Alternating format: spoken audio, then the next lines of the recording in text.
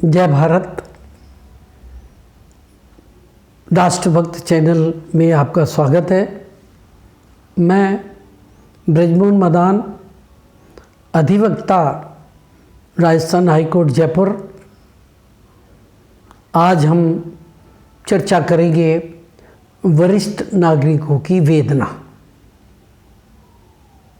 वरिष्ठ नागरिक वह जो केंद्रीय सरकार से सेवानिवृत्त कर्मचारी हैं, वह जो केंद्रीय सरकार के अधीन निगम के सेवा कर्मचारी और अधिकारी हैं।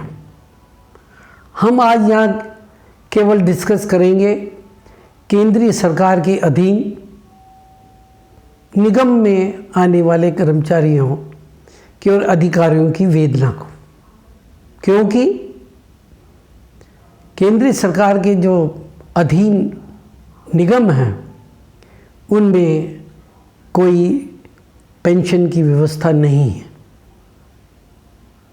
उनको सेवानिवृत्ति पर एक इकट्ठी राशि मिल जाती है, पेंशन के नाम पे, ग्रेच्युटी के नाम पे, और वो पीएफ का पैसा जो उन्होंने अपनी सेवा के दौरान जमा किया है।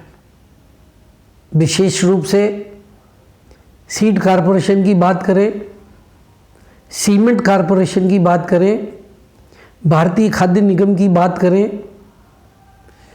भारतीय खाद्य निगम एक ऐसा निगम है जो कि वो निगम भारत सरकार को लाभ नहीं देता। ऐसा क्यों? क्योंकि भारतीय खाद्य निगम जिस भाव से गेहूं को, चावल को, दालों को किसानों से खरीदता है, उसका मूल्य का निर्धारण भारत सरकार करती है।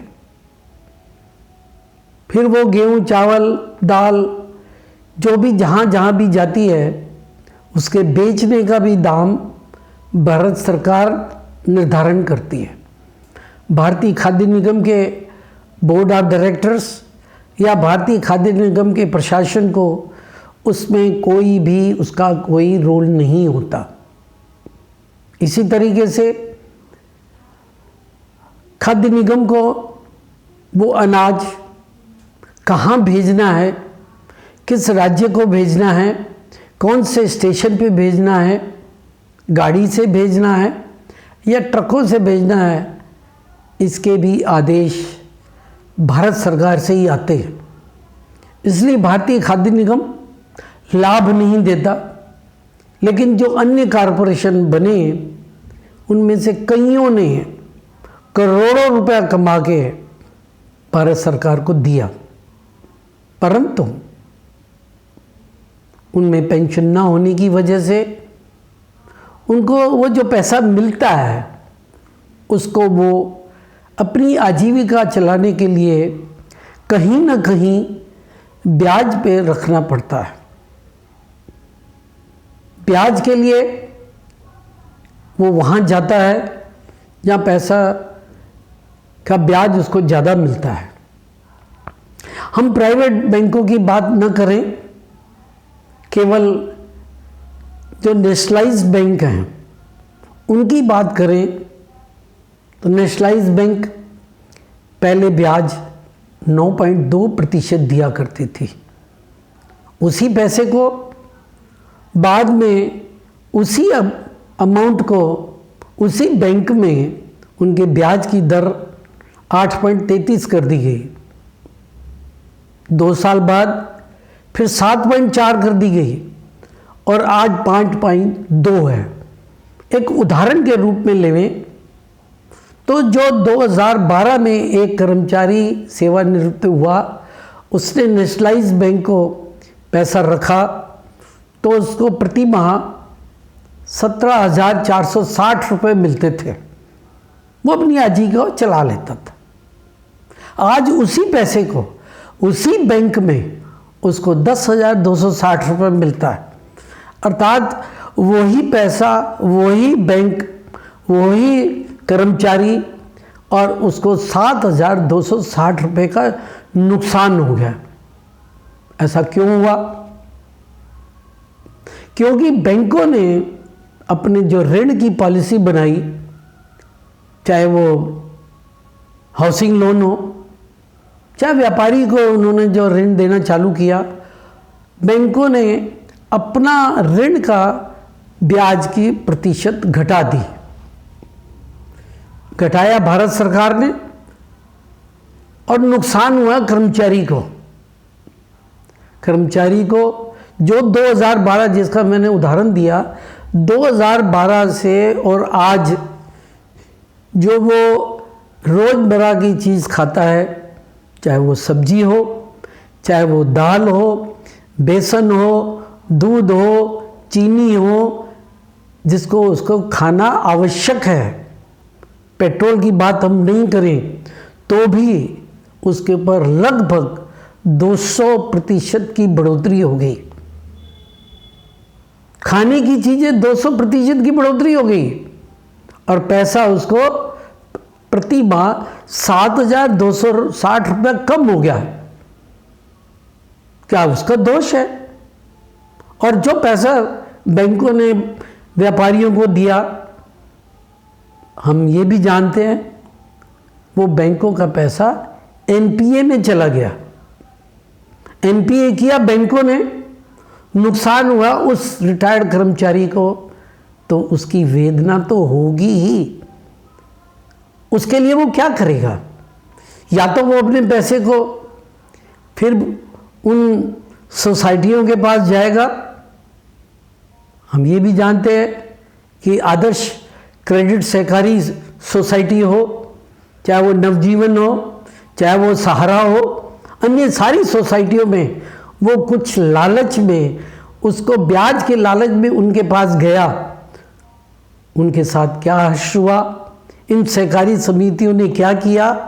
उन बेचारे कर्मचारियों और अधिकारियों का पैसा घोटाला करके भाग गए।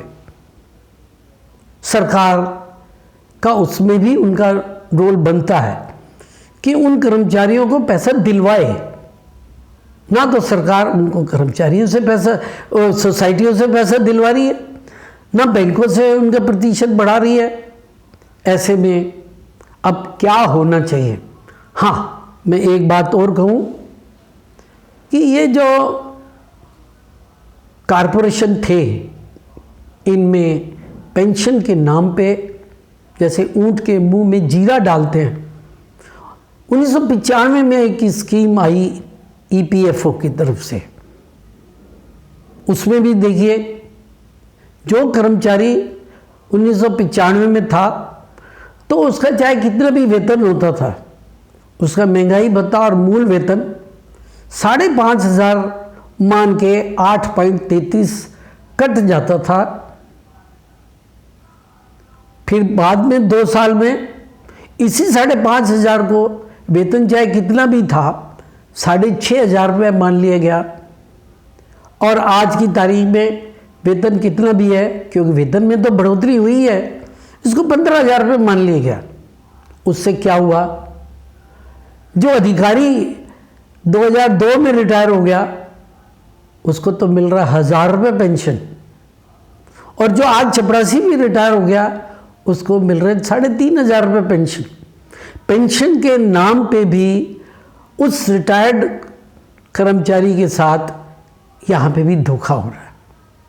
और दूसरी तरफ जो केंद्रीय सरकार के कर्मचारी थे, उनको जब उनका पेंशन बढ़ती है, जो महंगाई बढ़ती है, उस महंगाई भत्ते को भी जोड़ के उनकी पेंशन में बढ़ोतरी हो जाती है। दूसरी तरफ जो केंद्रीय कर्मचारी के निगम के कर्मचारी थे, उनको महंगाई भत्ता के पेंशन देना तो दूर, फिक्स कर दिया। आज हम देखें, एक लोक कल्याणकारी सरकार है। सरकार ने निस्संदेह लोगों के घर पे शौचालय बनवाए, निस्संदेह गैस के चूल्हे भी मुफ्त में दिए, निस्संदेह प्रधानमंत्री योजना में उनको सस्ते में मकान भी दिए। और तो और कोई काम करे या ना करे, जो सीनियर सिटीजन हो गया उसको सरकार वृद्धावस्था पेंशन भी दे रही है, और वो जो रिटायर्ड कर्मचारी है उसको वृद्धावस्था से भी कम पेंशन मिल रही है। उसकी वेदना कौन सुनेगा? उसकी वेदना हमारी जो लोक कल्याणकारी सरकार है। और बड़ी अच्छी बात है, इस समय हमारी राष्ट्रवादी सरकार है और उसके प्रधानमंत्री एक युग पुरुष है। मेरी इस चैनल के माध्यम से युग पुरुष से निवेदन है कि जो केंद्रीय कर्मचारी के निगम से रिटायर्ड हुए हैं उनको वो ज़्यादा से ज़्यादा लाभ पहुंचाए, और जो मिनिमम जो न्यूनतम पेंशन है 1,000 रुपये, इसको आपस में बैठ के किसी कोर्ट केस में जाने की बजाय एक आमने सामने डायलॉग करके अगर उनके पेंशन में बढ़ोतरी की जाएगी तो जो वो कर्मचारी इतने वर्षों से दुखी हैं, महंगाई की वजह से दुखी हैं, पेंशन कम करने की वजह से दुखी हैं, उनको ब्याज कम होने की वजह से, और मेरे ख्याल से हमारे प्रधानमंत्री हमारी बात सुनेंगे और उनको लाभ पहुंचाएंगे, उनकी वेदना को दूर करेंगे। धन्यवाद, प्रणाम।